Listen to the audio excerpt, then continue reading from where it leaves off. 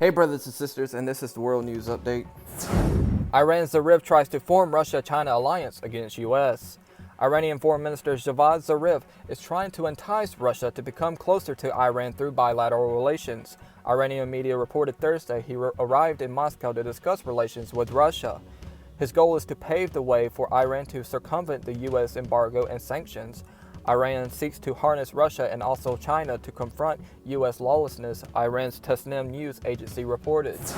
U.S. says new Iran sanctions coming on Thursday over rights violations. The United States will slap new sanctions on a number of Iranian officials and entities, including a judge who sentenced Iranian wrestler Navid Afkari to death, U.S. Special Representative for Iran and Venezuela Elliot Abrams said on Thursday.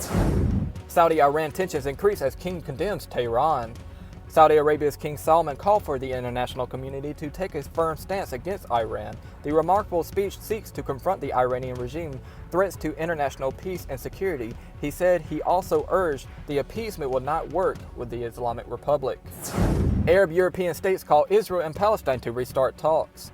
Foreign ministers from 4 Arab and European countries meeting in Jordan have said a two-state solution is the only path to end the long-running Israeli-Palestinian conflict, calling for a resumption of negotiations between the two sides. Christians arrested while singing hymns in Idaho. At least 5 Christians were arrested during a hymn sing in the parking lot of a city hall in Moscow, Idaho. One of the individuals cited as Latah County Commission candidate Gabriel Wrench. The 5 individuals were cited for being in violation of Moscow's mask and social distancing order.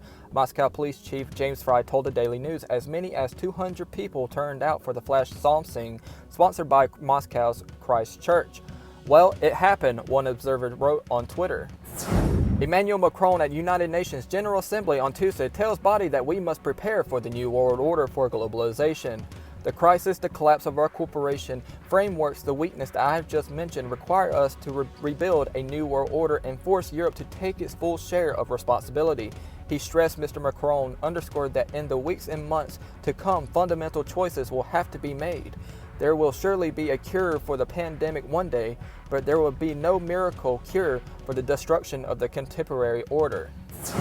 Why the coming recession could force the Federal Reserve to swap paper currency for digital dollars. The Federal Reserve has never been more famous than it is today. It drew praise in Erie for its handling of the financial crisis a decade ago, and the extraordinary measures it took subsequently to simulate the U.S. economy have made it an important driver of financial markets.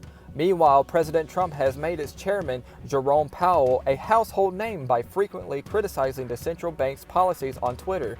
And to the press, a movement, meanwhile, has been brewing among economists, financial services, professionals, and central bankers to encourage a rethinking of the technology of currency, those paper notes we carry in our wallets, with an eye toward issuing a digital currency.